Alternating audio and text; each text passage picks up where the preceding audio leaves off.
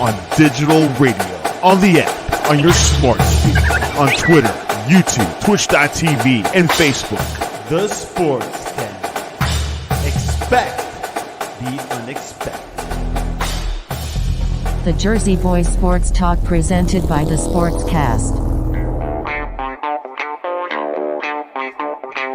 The Jersey Boys Sports Talk with Victor Arocho and Byron Jones. And here's your host, Victor Arocho. All righty, welcome live out of Miami, Fort Lauderdale, and Lancaster, Pennsylvania. Welcome to the Jersey Boys Sports Talk, brought to you by the Sportscast.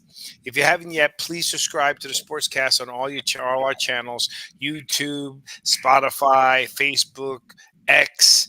You can also download our podcast or our live YouTube stream on your podcast, on Spotify, or on the Apple icon where it says podcast. Please download, listen, leave a review. It'll help us out tremendously. We are broadcasting live every Thursday at 8 p.m.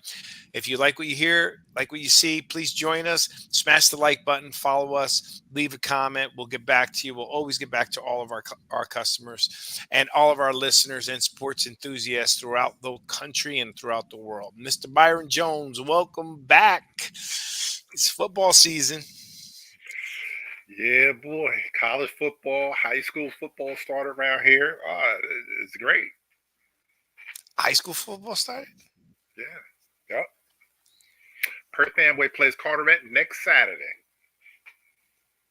There's no more Thanksgiving game? No more Thanksgiving game. Oh my God. That's so it's not even close to Thanksgiving. It is called 0 Week. Oh my God. All righty. Well, hold JFK on a second. Tomorrow. We got it. What's that? They play JFK tomorrow.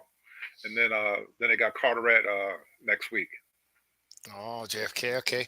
Well, let's bring one of our regular guest hosts to our show, Mr. Saul Dolphin Winters, and let's add him to the stage. Mr. Dolphin Winters. Saul, how are you? Welcome to the show. He's also part of the WCFL Dolphin Talk sports show. Welcome to the show again. How are you? Big Byron, thanks for having me on here, guys. I'm doing great. I've been on like a marathon of podcasts because I've been doing podcasts since for our show. Then we just helped launch another friend of ours that was starting with us, the Q Billy Finn's talk show that just started on Tuesdays. He starts his show at 8:00. So I've been on a podcast. I think I've done about 12 days worth of podcasts. I need a day off. Oh my gosh. I was debating whether to come on today. Yeah, no, I know. I go through those runs from time to time, but welcome to the show. We got a lot to talk about. Definitely I heard you have some insights on the Dolphins, so we'll bring that up in a little bit. But let's talk about some early news, Mr. Byron Jones. Giants making some cuts? Some. Well, they had to go from 90 to 53, so they're all the way down to they're down to 53 now. They got you can have 16 on a practice squad. They got 14 that they signed so far. So they have 2 empty spots. The kicker that they have for Rutgers, he doesn't count because one of them international exceptions. But it's rounded out and ready to go live. Any cuts that you felt like you kind of wish we didn't make? I wish they would have kept like Allen Robinson, the receiver, as far as having a veteran, receiver, in the group. For the most part, it went along where I thought they were going to get. The only big thing, that's going on with them is that Evan Neal is not the starting right tackle. So, we're going to see how the season's going to be without him, being a train wreck on the right side. And your best friend Evan Neal, he's not doing too well still, huh? No. Well, he allegedly he got hurt in the last game. We hurt the same ankle that he hurt toward the end of last year that they figured out that he needs surgery for. But they're just saying, you're hearing different things about him that he doesn't work that hard. But then last year, coming to the season, he did work with a former All-Pro right tackle as far as getting out of his stance and stuff. We saw how that worked out.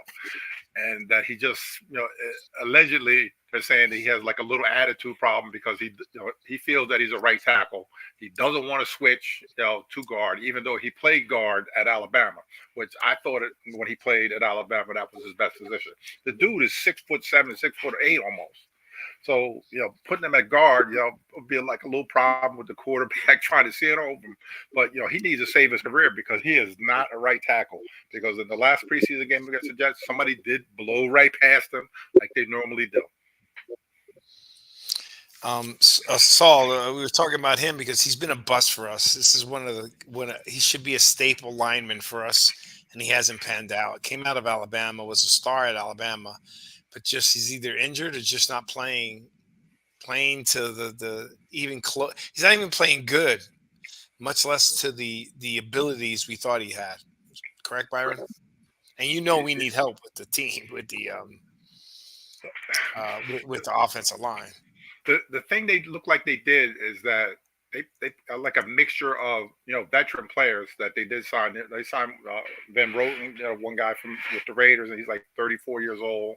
The right tackle they signed, another guy from the Raiders. He's a little bit older, and it looks like they're trying to get like a mix of the young guys and the older guys in there so they can get some kind of rhythm.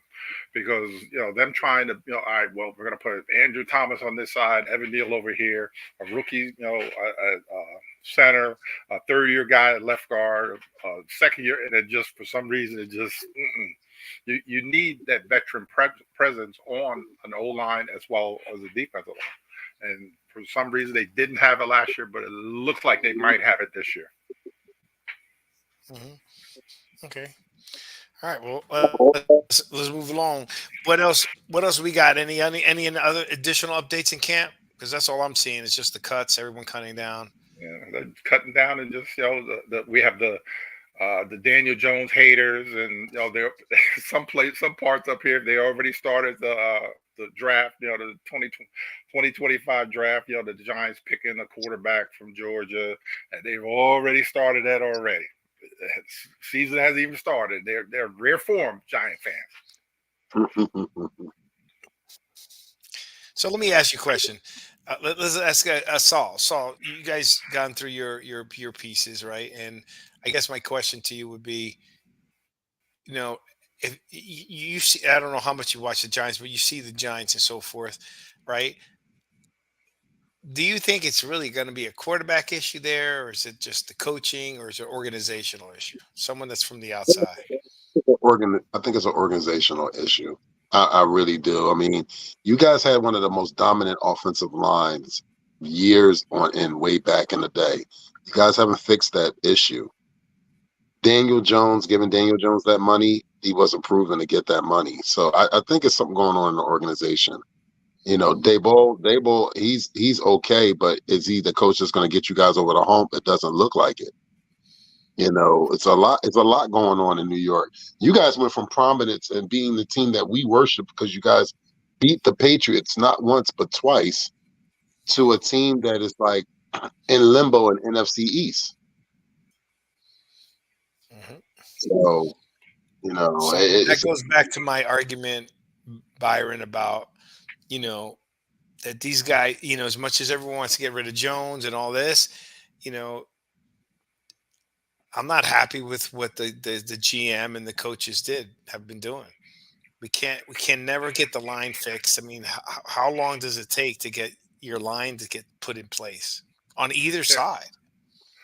I'm going to throw you something out there real quick. Just think about this. For over the last 10 years, the Giants have won 60 games. There's 60 and like 101 or whatever the number. 60. I think they're either the worst or close to it as far over the 10-year span. So you're talking about Reese, Gettleman, and now this guy, Shane. You're talking about 3 different general managers, 4 different coaches, and it says it right there. The number, 10 years, go back 10, 60 wins in 10 years. That's an organizational issue. Yes. Yes. That's an Yep. Yeah, organizational issue. So I mean, fans can cry who they want. You can get why get a quarterback and ruin them, right? I'm just saying I'd rather get someone that could come in and make a massive difference immediately and address what they're gonna do. Address what needs to be fixed. What everyone in the world has been saying has been our lines, both offense and defensive lines. Worst case scenario, put a good defense out there. We haven't put a good defense in how many years? I mean, we were known as a defensive team. NFC East wins on defense. We're not. I mean, so I don't understand. Like, what's so anyhow? I wanted to ask someone who has a top, a franchise quarterback, their opinion. Daniel Jones, I wouldn't say a franchise quarterback, but I mean, he's a good giant quarterback. We've never had like a superstar. We had a guy that took care of business. I still believe Eli Manning should be first ballot Hall of Fame, right? But if you look at him, a lot of people knock him for a lot of different things. He's not that, Patrick Mahomes by any means, but he won when he counted. But he also had good defenses. absolutely. I mean, it was a combination of that. So, but the problem was that they hung on to Eli Manning too long. They started, toward the end of his career, they started piecemealing as far as going out there, signing the different, free agent, wide receiver or offensive lineman or this or that or whatever. And they hung on, love Eli to death, 2 Super Bowls, but they hung on too long. And this just created a whole mess all the way up to today.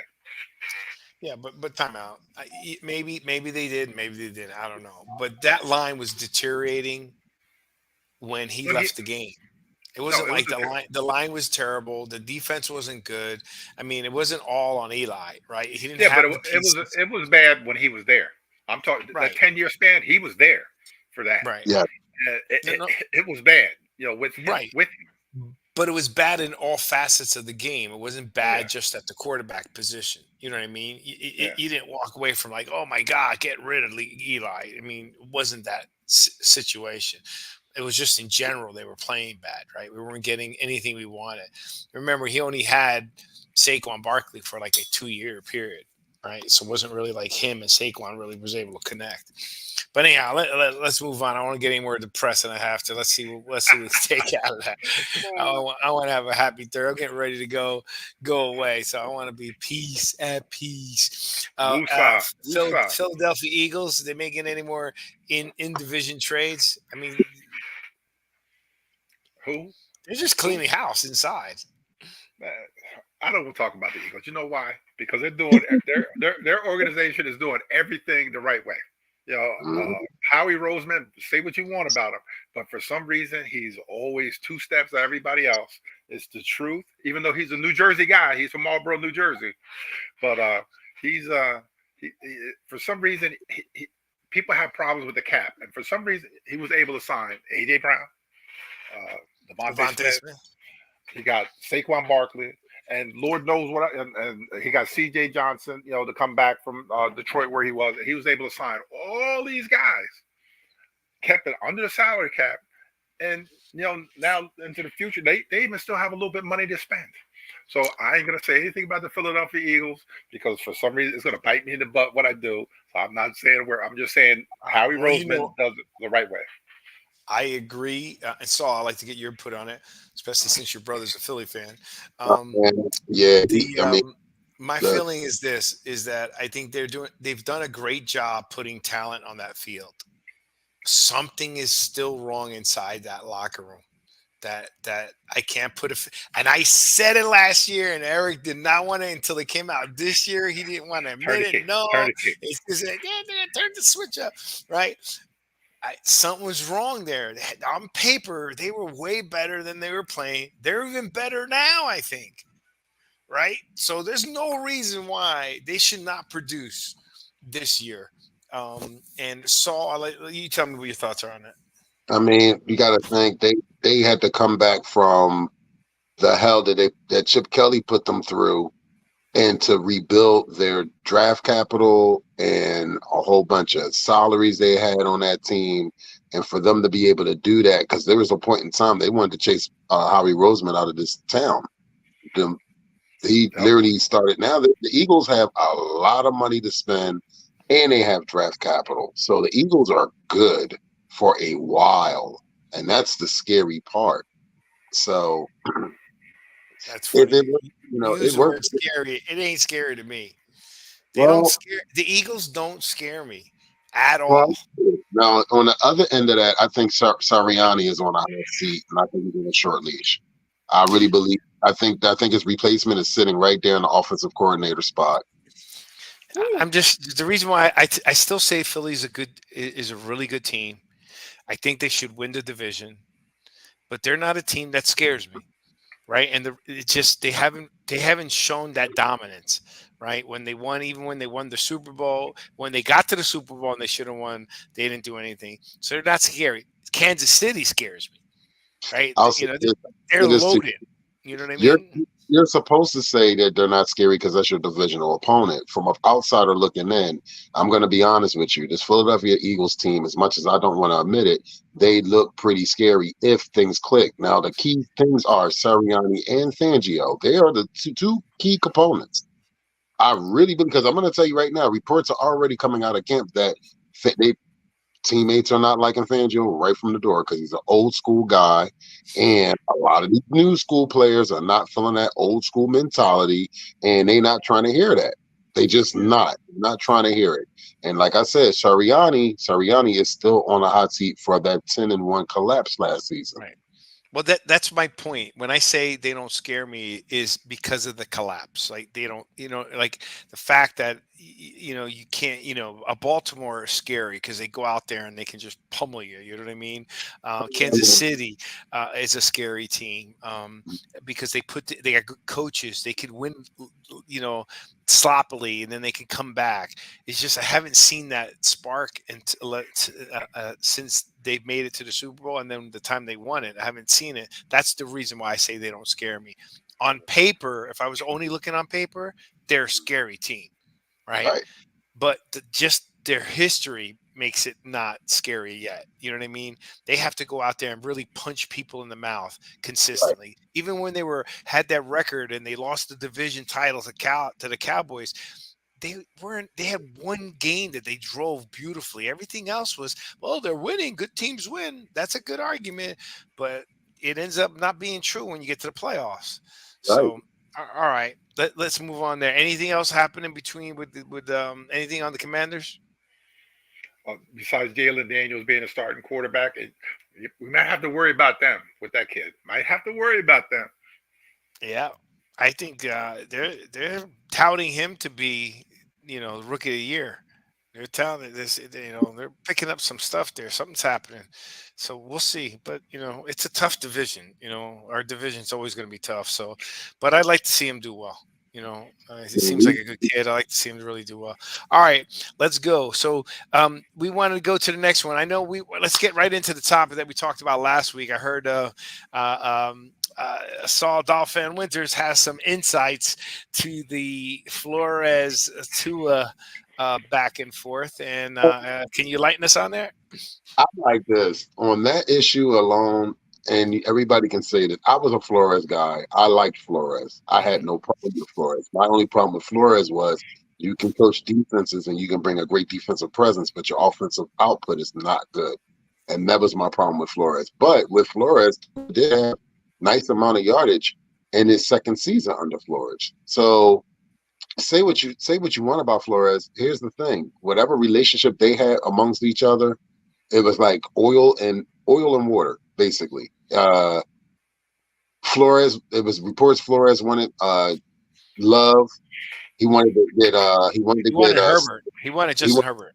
oh no. Actually, everybody's saying that he wanted Herbert. No, it wasn't Herbert. It was Love. He wanted to draft Sewell in the first round. And he wanted to go after Love in the second round. That was his. Oh, bottom line, Offensive he line. didn't want Tua, right? He didn't want to. That was definitely one thing that was said that he didn't want to. But he definitely he wanted. We could have ended up with Sewell and then Love in the second round if he had it his way. So, but what it comes down to is, like I just said, we're old school cats on this panel.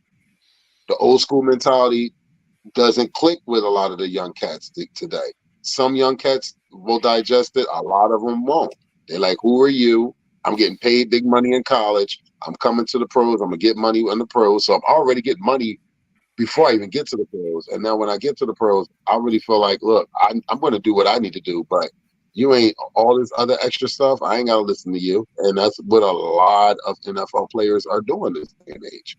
It's a different thought process. Do you So do you I think it's like that tools. they're I not like, doing it, but or they don't like? I think it's more that they don't like how the old school coaches are speaking to them, like in the and that's manner the thing. Yeah, that they're handling. I yeah, think they're willing to do what the coach is going to do, because you're not going to make it in the NFL if you don't learn more, right? You have to be a student of the game to continue to improve, right? It's just the manner of which these old school coaches are coaching, are coaching them, right? These guys are getting paid. They're already coming out of college with NIL money, so they got some money, right? Um, but but what are your thoughts? What other insights do you have? I mean, what are your thoughts on how Tua handle it? What are you I for, like this. against it? Me personally, like I know I love the Dan Liebertard interview and everything, but it was like really water underneath the bridge. What happened, it happened. That's it. You know what I mean? You could see like what's so crazy. The aftermath was Tua said he's not discussing it anymore. Flores was at the press conference and he looked flustered like when he was asked questions about it. So my whole thing is like the truth really kind of came out by the reaction by Flores and what Tua was saying. Tua's a different person. The man is married, got 2 kids now. He's a different person from when he was under Flores. You know what I'm saying? So this is a different man. Like you can see that. And at the end of the day, I think personally it shouldn't have been discussed. But with interviewers and analysts and all that, they're gonna bring stuff up like that. You know what I'm saying? And me personally, I wish it never came up, but it came up, and that was the answer. And that's just how it is.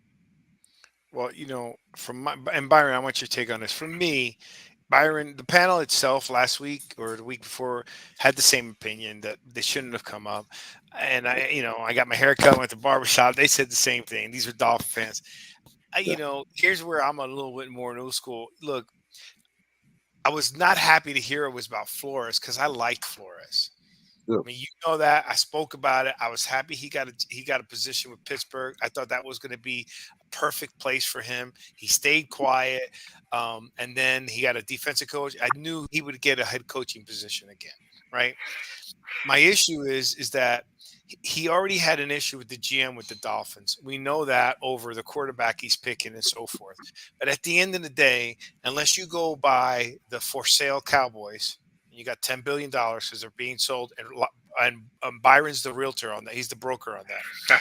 Um, Byron got the contract signed. He's the broker. He's got the listing. Yep. Right, you got to bring the buyers. Brian's got the $10 billion for a deal for the Cowboys. Anyways, unless you're the owner, you now got to go with who you have. You shouldn't take it out on the player. The player didn't choose to go to Miami. You know what I mean? Tua didn't make a stand. There's no reason to have treated the guy like that because you're upset with everybody else, right? And maybe other shenanigans. Now it devalues, in my opinion, what Flores was saying about the Miami organization and the paying me to tank and all that. It just and his reaction showed that Tua was telling the truth, right? My only thing is the reason why I'm glad that it came out is because there's way too much stuff that comes out about the players when they do something wrong, right? It's just too much in the spotlight, right? And sometimes they're guilty before proven innocent.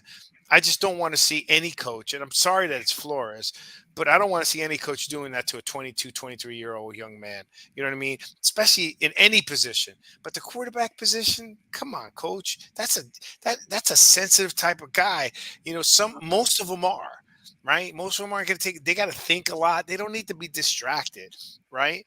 And I think that, Tua came out because he's got his contract. You don't know if his contract played into it. When he got his contract, he doesn't care. But the other thing is he may wanted to defend himself, defend the contract of how well it is, because people are probably saying he shouldn't have taken it now. They should have waited. He hasn't, they're saying a lot of up and down about him. He may wanted to come out to say, hey, let's get this straight. You know what I mean? I had a great year, but I also had a coach that was supporting me. Byron? Remember back in the day, this is what Bill Parcells, I'm paraphrasing, kind of sort of what he said. Parcells, they can't No, coach today. no. Well, I'm just saying, what did he say? He said, if you want me to do the cooking, let me go shop for my groceries. Yes. That's pretty much what he said. Maybe since Flores is from kind of sort of from that tree with Belichick and everything, that he wanted his guy. And he just didn't feel that Tua was a guy that would lead him to where he wanted to be. Maybe that was his thinking, whatever. That's why he was all over Tua. And maybe he just felt disrespected that, he really wasn't. I don't know for sure if he was involved in the process of Tua being drafted by Miami. Was it, just a GM decision? Was it the owner's decision? Or, them two? And it's like, hey, we're picking this guy. We don't care what you say. We're picking this guy. You're just going to coach him up. And nobody ever know. But I love Flores, the things that he's done. But and I'm gonna be an old school guy. The best thing they should have done, the one thing they should have done is if they had a problem, if he had a problem with him, you pull him in the office, say what you ever say, you call him whatever kind of name you're gonna call him, and then hey, let's make this work and be done with it. Just leave it behind the closed doors. But for some reason, everybody wants to go in the media and stand in front of the microphone and explain their side, and explain this side, and whatever, instead of going behind a closed door and handle your business like two men. That's just me. I agree. I mean, I would have preferred that too, and I just think there's one thing being hard on someone is one thing is belittling them, right? Yeah, when you're sending text messages to a player and they're saying they're being very derogatory and stuff like that, that's over the edge. That's too much. That's not cool at all. All right. So any other insights in there? I mean, I'm done with that. I mean, I wish Flores success with Minnesota this upcoming season, and I want our boys to do the thing. Like, we're gonna go for it. I'll sit there and shut up and let you ask the next question, because I know for the fact that we're gonna go deeper in, because there's a lot more I need to say on our Dolphins. Mm-hmm. All right. So real quick, CD Lamb and his money. Wait, I'm getting to that, but I'm still gonna stay on the Dolphins stuff for a second. What do you any comments on the Hill or Tua's contracts? Very well deserved. Hill was something that needed to be done. You sew him up as being one of the most exciting players in the NFL. Why would you not want to sew him up? Because he clearly said that he wants to retire a Miami Dolphin. Now his contract is up. His contract is up to the 2006 season, if I'm correct. And Tua's contract is up the 2028 season. So when Tua got his money, I was very happy that he finally got it, so it wouldn't be a distraction. And they finally got it done. Whatever the terms are, I think it's team friendly, which I think that was holding everything up. They wanted to make sure, especially with the worrisomes of the concussions and all the other stuff that he's had done and everything. I think they had to make sure it made sense for the organization, and it did. It did. We still got wiggle room to do certain things. So I'm kind of happy about both of them. My key thing is Tua has to show and prove. This is year 3. Mm-hmm. This is year 3 for McDaniel. This is year 4 or 5 for Tua. This is time. This is the time for you to show that you can beat those teams that they're saying that you can't beat. Like, this is it. Mm-hmm. Well, he needs to play good football and stay healthy. That's the bottom line. Plays good football, stays healthy, and the rest of the teams, because he can't control the rest of the team. Right? So you got hurt last year. You had 4 starters hurt. Yeah, but he can control the leadership of that team, and he can sit there and show that he is the man that's able to lead that team in tough times. Which this is it. Like, he talked really heavy earlier in training camp and stuff at a lot of the press conferences. While people are going to be accountable, well, I want him to hold it to himself as well. And I want to hear, like, dude, you can't be going out here saying that you big boss hog and then lay a goose egg. Nobody's trying to hear that. Right. Like I said, this window's only open for 2 years. That's as much as I'm giving it. I'm giving it a 2-year window. If that. I think Tua's going to play well if he stays healthy. The only thing I'd like to see out of the Dolphins, and I've said this to everybody, I like to see a little bit more tight end play, because I think that'll add a nice mix to your offense, right? You're not just you're not full throttle all the time. because you got to control that ball from time to time. You got to get some good drives, long drives, sustainable drives. Give your defense some time, to rest, tire out the other defense, and then light it up. Because if they're tired and now you put on that explosive offense, I mean, you put up 70 points again. Well, I want to forget about that. I would just want to forget about that 70-point game because I think that got so much into Dolphins so much. I'm be honest with you. That was like the worst thing. A curse is rather than a blessing. That was a curse. It really was. So what other items you said you wanted to bring up with the Dolphins? Well, the tight end, you brought up the tight end room. And I think with Jonnu Smith, with Julian Hill, with Smite, and I think Connor is the last one, if I'm correct. With those guys being tight end, especially with Jonnu Smith, they're gonna be using Jonnu Smith a lot because you already know that Tyreek's gonna get 9 times out of 10. They're gonna have double coverage on Tyreek. You still got to worry about Waddle. You still got to worry about Achane. You still gonna have to worry about Jonnu Smith, and you still got Odell Beckham. Well, listen, we ain't gonna go there. He's sitting on a PUP till week 5, which I'm pissed off. I'm pissed. I don't even want to talk about it. You brought this man in here just to sell jerseys. That's what it sounds like. We're going to save him. Listen, he's here for a year. Get his butt on the field. We need him week 1 and 2. Yeah, or you need him for the playoffs. No, we need him. I'm going to be honest with you. I'm an extremist when it comes to our Dolphins, probably like any crazy fan of the NFL. And if you look, I look at the overall. Overall is the first 2 games are 2 conference games. 1 is a divisional game. You can play yourself right out the playoffs by losing both of those games. Literally. I know it's early in the season, but if it comes down to a tiebreaker, if it comes down to something where it's like the last wild card or whatever, and it comes down to a tiebreaker with the Jacksonville Jaguars, or you lose a game against Buffalo in Miami Thursday night football, and then it go to Buffalo and then lose that can sit there and decide your division or placement in the playoffs. So you cannot take any game for granted. You have to go balls to the wall, and you have to have that mentality.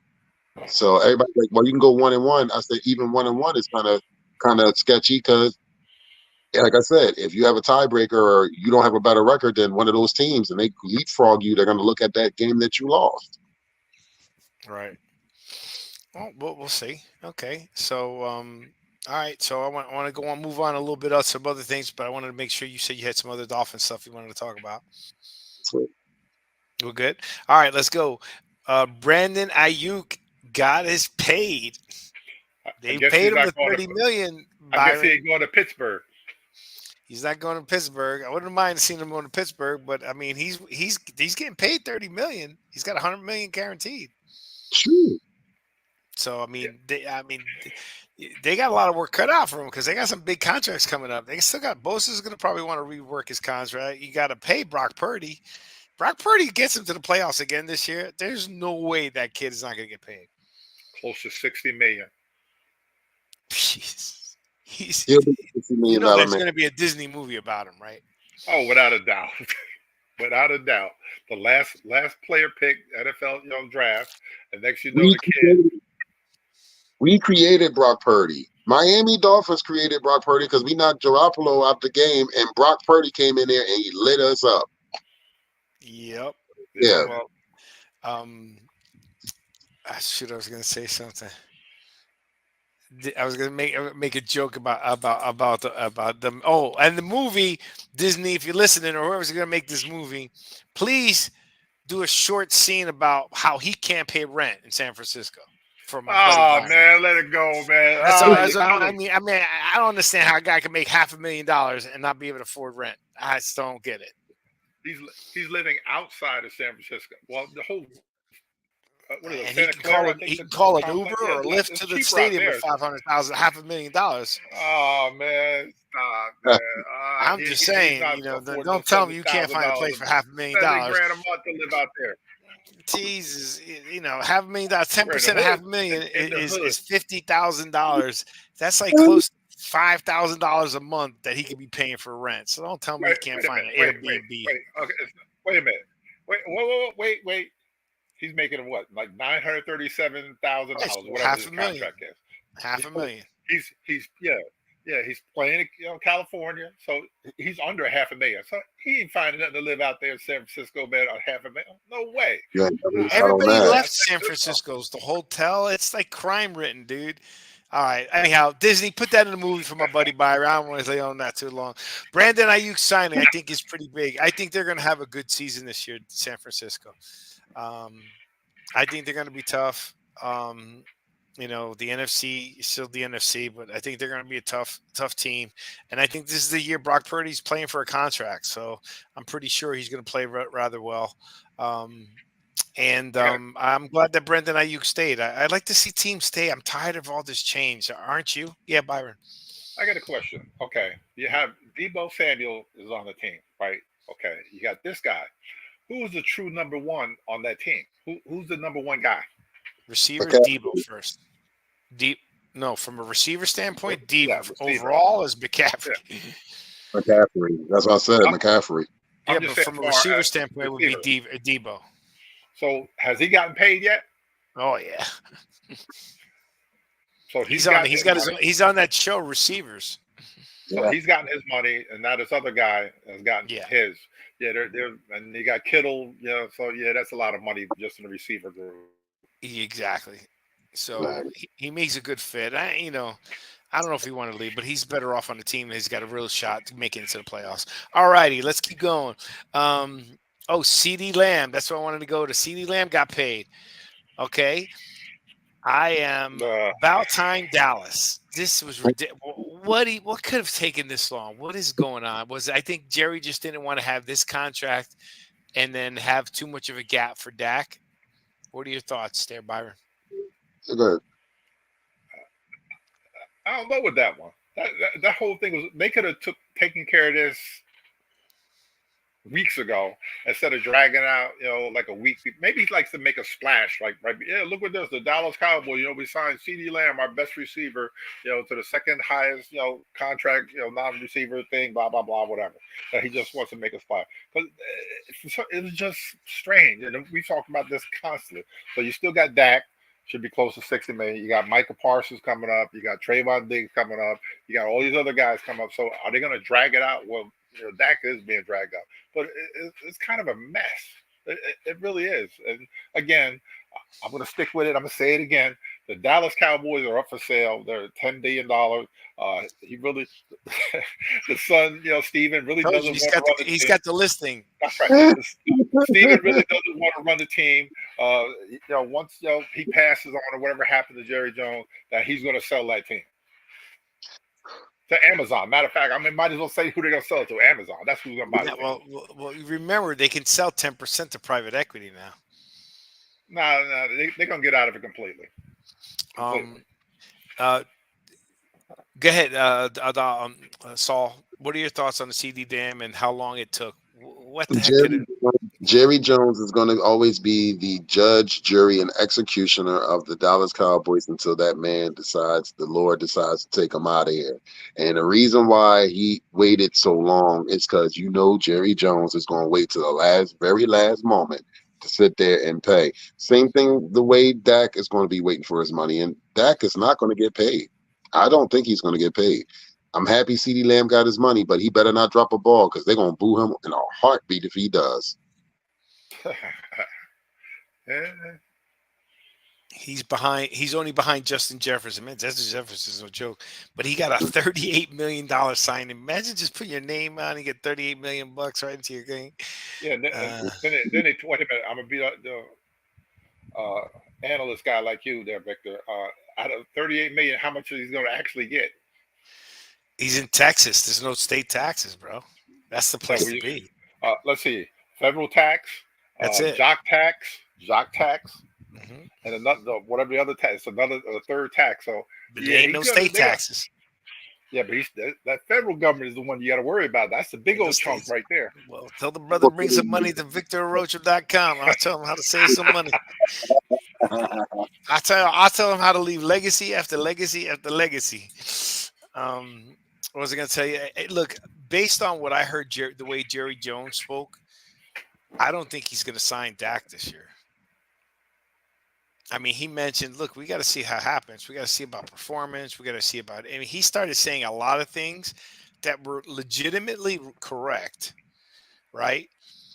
But if Dak gets through the season, plays pretty well, stays healthy, you're going to pay him more than you would have paid now. Yeah, but he'll be a free agent. He can walk away. Bye. They Yeah, can't. he. First of all, nobody's going to pay him more than Jerry, but he can walk away. I'm saying he has all the leverage, right? So the way Jerry Jones was talking on the news, it just seemed like he's not making that deal. He's not making a deal right now. He wants it. I think he's finally tired and deservingly so, because I do believe I don't like. He's a great owner in value for the team, value creation. He's a terrible owner because he's meddlesome, and I think it affects the winning of that team. He's a great GM. He's put talent on that field. There's no doubt he's produced Whoa. talent. So you think he has something to do with the great dynasty in the '90s when Jerry, No, what's his name was there? no, no, no, Uh, no. That was a Jimmy combination. That Johnson. was him and Jimmy Johnson. But Uh, I'll give it more to Jimmy Johnson. But post Jimmy okay. Johnson, you got to admit Jerry Jones has put some good players out there. They haven't won anything since the '90s. It doesn't matter So how they won. They still listen, he's put productive players.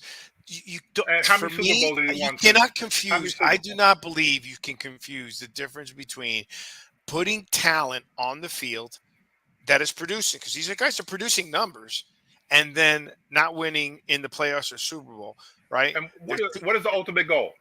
win the Super Bowl. Okay. Okay. But the problem is that's where he becomes a meddlesome owner that affects the coach that can't take him to the next level. That's what happens there. Right. But you can't admit, I mean, think of the guys you just mentioned that they have to pay. Jerry Jones was the guy orchestrating putting that talent on the field. They got one of the best lines. That's Jerry Jones. Right? Dak, he picked Dak. That's Jerry Jones. He picked Romo. That's Jerry Jones. Micah Parsons, Jerry Jones. CeeDee Lamb, Jerry Jones. Do I They keep ain't won a going? Super Come Bowl, on. man. No Super Bowl, man. I get it, bro, but don't separate the argument. The argument is he's done a great job putting talent on the field. Okay, What they do with that talent is a different ballgame. I'm gonna shake up the tree some more. I might as well start. I'm bored right now. The last Super Bowl they won is in the '90s. Jimmy Johnson, Jerry Jones were there together. Jimmy Johnson leaves in the '95 or '6. So he's like, hey, I can hire anybody, to coach this team. So he goes out and gets Barry Switzer. Barry Switzer gets lucky and wins the Super Bowl with Jimmy Johnson's team. Then from that point on, they haven't done a thing, nothing. You can say that they accumulated all this talent or whatever, but the ultimate goal is to win that Super Bowl. And at the end of the year, if Dak Prescott gets to the end, he's going to get to the end of the year, but he has no trade. He doesn't have to sign with him, and he could just walk away. He could just walk away and be a free agent at the end of the year, and they get nothing. And whose fault is that? That would be Jerry Jones. There you go. I feel better now. Good. I'm better. One has nothing to do with the other. Go ahead, Saul. Go ahead. I mean, at the end of the day, the Cowboys are going to be the Cowboys. That's just what it is. I don't think they're going to win anything anytime soon. They're going to wind up losing Parsons in the midst on trying to sit there and see who they're going to sign. Either you're going to sign Dak, or you're going to give Parsons some money. So, and they're going to have a debacle at coaching too, because he hasn't done anything since Green Bay. So he'll sign Parsons before he'll sign Parsons for sure. I'm not worried about Parsons. Parsons is young. He's a legitimate, he's a no joke player, man. He's an impact player. I think he'll sign Micah Parsons with no problem. I just think Dak, I don't know. I think he's worried about that amount of money and the age, and I think he's like, this is the last year. Show it to me. I'll pay you your $60 million, but you got to get me farther than one win. If Dak does well and goes over and they still only get one win, I think Jerry's going to part with him. Here goes a CeeDee Lamb breakdown as far as what money. $34 million a year, right? So he's gonna have to pay $12 million signing. He's gonna have to pay $12.6 million in federal taxes, $1 million in jock tax, $1 million to his agent, $800,000 to FICA and Medicare, which he's going to end up with about 18 million 18 million out of how out of the much? 30. Well, I'm looking at the 34 the yearly salary. Yeah, he's going to end up with about 18 million after that. That's a lot of that's no state tax. Just remember that in Texas, that's a lot of money they take. Yeah, it's a lot of money he gets. Yeah. It's a lot of money he gets. So anyhow, yes. Again, I am just with Dallas. I think he's going to sign him. I think Jerry's getting tired of putting always making it to playoffs and going 1-out, and he wants to see something happen. I think he's holding a Dak accountable. I don't think it's all Dak's fault either, but we'll see. We'll go from there. Well, enough with the Dallas. This ain't a Dallas show. All right. So here's the big boy that I've been waiting for too. Russell Wilson gets the commitment and the start from my boy Mike Tomlin. I told you, Joey Bag of Donuts told you, Byron. Russell was gonna get the start. Now I'm glad that Eric is on here. Saul is on here to talk about a few things. So the question is this: Russell gets the start, like we said. He starts off the season, right? If he starts off the season and he starts playing and they're winning, right? Let's say it's half of the season goes by and they're doing pretty well and they're winning, right? What part of the second half of the season do you think Justin Fields will get a shot to come in? I don't think Justin. No, oh, my bad. Go ahead. Oh, sorry. Go ahead. Go ahead.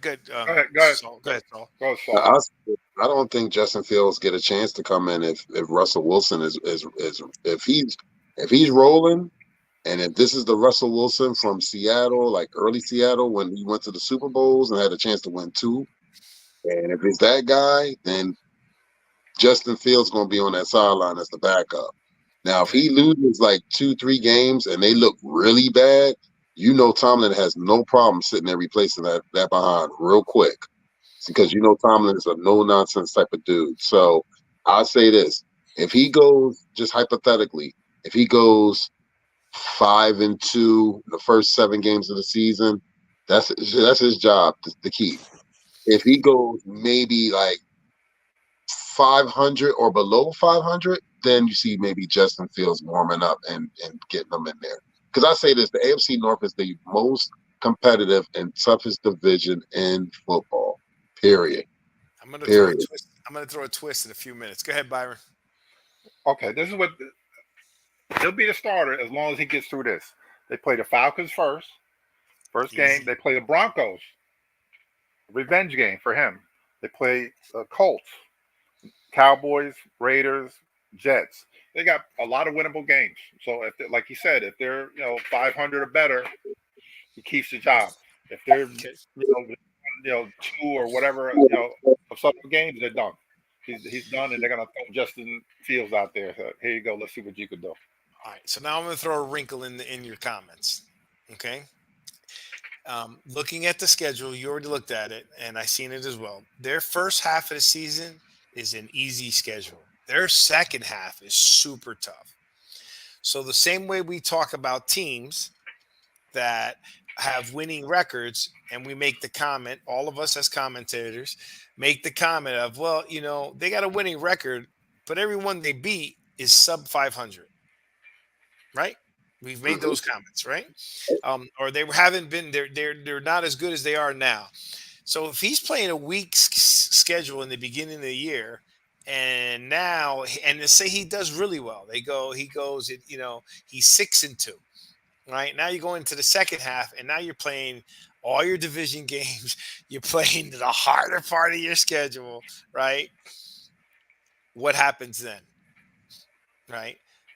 That's where I think that he should get off to a good start, but the true test is not going to be until after the second half of the season. If he starts off bad, he's got bigger problems because his second half of the season is predominantly division rivals and conference. So that's where I think that, it's going to be a tough decision because if he's already doing well and now he's doing okay against those other teams, you don't know how Justin Fields would have done in the beginning of the season either. What are your thoughts on that? Me? So, Oh, just if Russell is playing the way Russell is supposed to play, and remember he takes a lot of sacks. They say he's averaged like 40 a year, whatever. The Pittsburgh Steelers line is kind of suspect a little bit. If it's a left tackle or the left guard. I think they signed a guy from the Eagles. Uh, they have the big kid from Georgia. They moved him, to the other side. And if he's Russell of old, like Saul said, the way he played Seattle and run around and making plays and everything, that's cool. But if he gets back there and becomes too robotic and a statue, it's going to be the same results. And it's not going to be pretty. okay, but remember, I'm addressing the fact that his true test is in the second half of the season, so he can look really good in the beginning of the season. Come the second half, right? That's going to be a tough one because you don't know how either one could have performed. Go ahead, Saul. So even when the second half of the season, I mean, it's going to be a test for every single one of those teams in the AFC North because we all know that division can. It's crazy, and I think it happened last season. Every single one of those teams made the playoffs last year, if I'm correct. Cleveland made the playoffs. I think Cincinnati made the playoffs. Baltimore made the playoffs. Pittsburgh. Did Pittsburgh make it or they missed it? I think Pittsburgh might have just missed it. I think, but like they were literally like if there was a scenario where if we would have lost or if we would have did this and they would have did this or something like that, then they would have got in. So it was a scenario that they needed some help, and I guess the scenario didn't work out. But three out of the four of the teams were in the playoffs last season. I think for him, if he shows that he is that dude, then we're not even having this discussion. But if he gets to the point where, like Byron said, he looks too robotic, like you said, beat up on the easier opponents, and then come in and he looks like a scared deer in headlights, then yeah, we got a problem. And Coach Tomlin, like I said, Coach Tomlin has no problem pulling the plug. Like, yo, all right, next man up. Yeah, I don't. It was just a point that when I saw the schedule, I kind of wanted to make the same comparison of how we talk about teams in general that are having winning seasons, but they're playing against weaker schedule. To me, this is kind of the same, right? If they're playing against a weaker schedule, you also got to rely that the quarterback has an advantage of playing a weaker schedule. I want to see Russell Wilson do well. So at the end of the day, that's the bottom line. I don't like how we was treated in Denver. I think that, I think Sean Payton was worse than Brian Flores. They were, I don't know how he played with that stuff for real. I was just like, what in the world? Exactly. So, I like to see Russell have a good year. I like the Steelers. I like Mike Tomlin. I'd like to see them have a good year. And, I think the future will be Justin Fields. I think this is a good time for him. He needs to, because Justin Fields is also known to take a lot of sacks as well. Only difference is he's got better running ability to get out of it right now. But he's also known for taking sacks. Right. You know what I mean? So I think they got some issues there. But overall, I think we'll see what happens, and we're going to see. Does Aaron Rodgers make it through the season?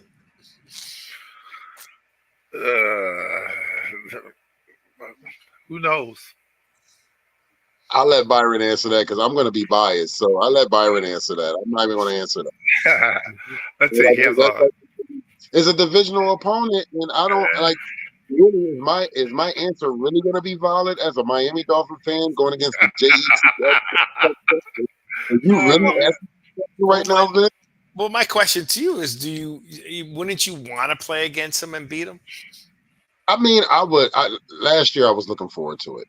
Like, all jokes aside, last year I was looking forward to facing Rodgers, and just unfortunate that he played 4 snaps and he got hurt after 4 snaps. It was unfortunate because it's one of the crappiest fields in the NFL. But hopefully this season, with the prehistoric guys that he has on his team, because they're old, I'm looking forward to playing against Aaron Rodgers because really, there a lot of analysts are saying that It's going to be it's going to be between the Dolphins and the Jets in the division.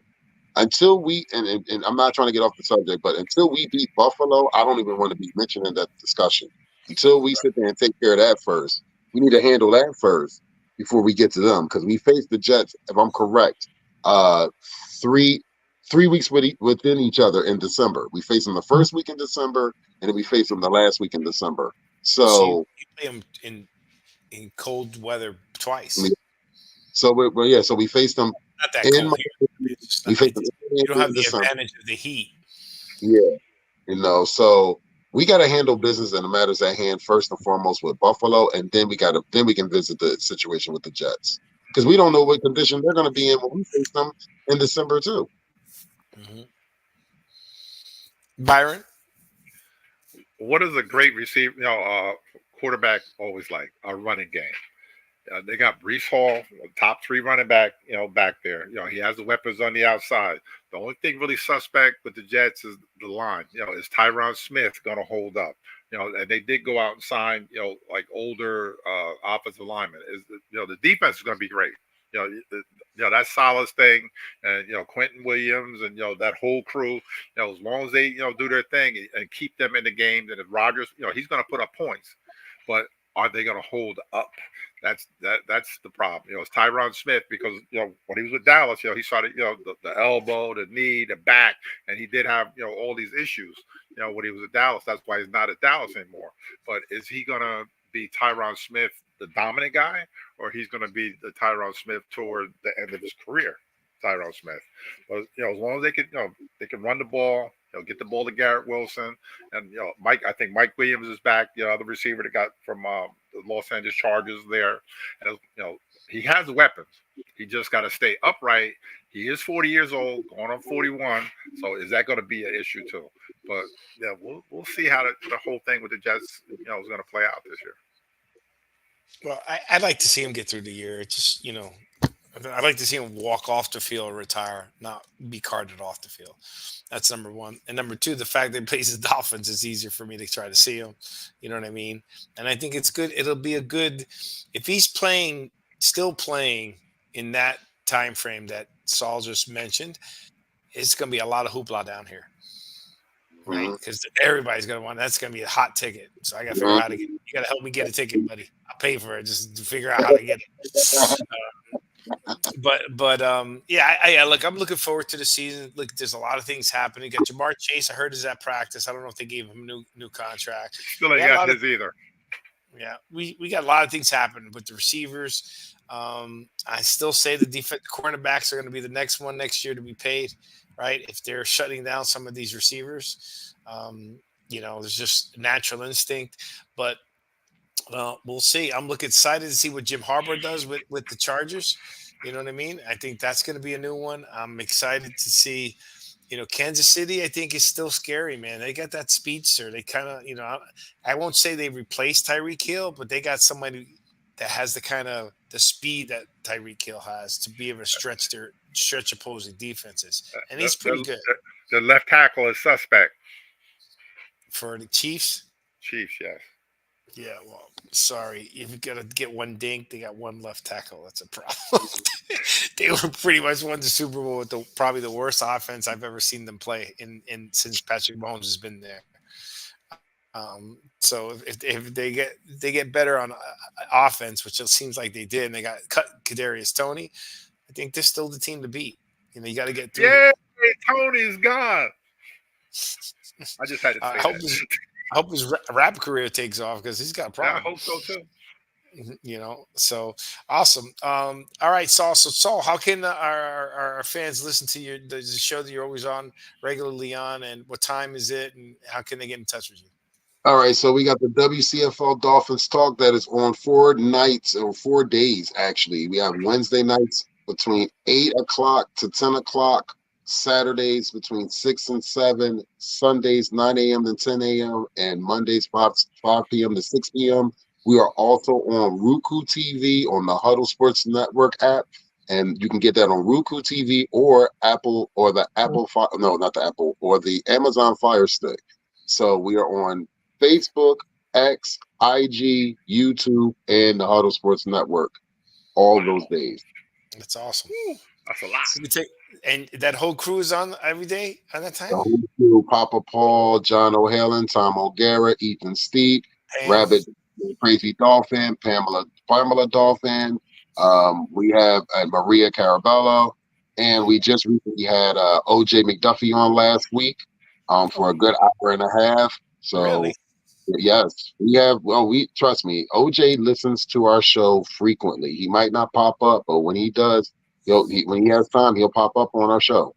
You know, so he's my favorite Miami Dolphin player. Everybody's like, wow. I'm like, yeah. So I get a chance to meet him week 2. I'm excited about that. That's awesome. Well, Troy Yeah. Vincent played for the Dolphins. He's from Linden. Right. Byron. Who? I think he played when you played. Troy Vincent. He's from South Jersey, I Linden. think. He's from Linden. You sure? Positive. I'll bet. Yeah, I met him in Jersey, in Linden. George Grooms knows him well, and then I met him down here. Super nice guy. Okay. Super nice Isn't guy. he like the All NFL player or something? Isn't he the vice president of the NFL? The union. Yeah. Yeah. All right, gentlemen. Well, don't forget to join us next week live on Thursday, Jersey Boys Sports Talk, where we'll be picking it up. Someone will be stepping in for me next week, Byron, because I will be chilling at sea. You never be chilling, man. You don't know how to chill. Yeah, I'm learning. I'm gonna learn. You're right, but I'm looking forward to this. I promise you, I am gonna come back a different man, refreshed. I need this more than I've had a rough couple of years. Yeah, I doubt I'm gonna take my laptop. It's gonna be hard, but I'll figure it out. You're gonna take the laptop. But I'll try not to work. Enjoy yourself. Enjoy yourself, Vic. Have a great. I just want to say, hey, 27-year anniversary. I've been married for 27 years. So I am happy. My wife is happy to go, and we're looking forward to this and much needed rest and relaxation. I want to I want to come back totally rested. One more little thing. Saul, your little nephew, little E, is tearing it up out there, Prospect Park. Tearing it Man. up. Oh man, he's a beast. I got to get out there to see him in person because I haven't got a chance to get out there to see him in person. So I'm going to talk. Yeah, little guy, man. 7. He's a little beast, man. He's one. What position is he playing?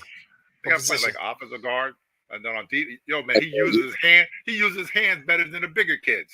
Man, his dad got it. His dad is on him. Hands.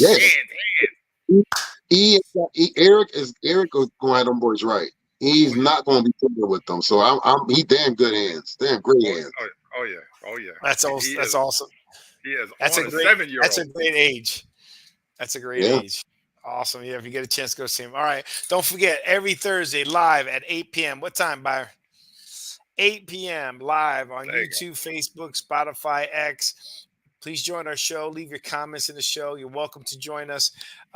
Saul, thank you. We love your show as well. Looking forward to seeing you soon. And I'll probably get together with you guys at a Dolphin game this year. I'm looking forward to tailgate with you guys. Appreciate you, man. Yeah, we are excited, and we are about to sign out as I get my outro go. Let's see if I can find it now. 1, 2, 3. Oh, here it is. Oh, you can put too much stuff. All right, gentlemen. See you later.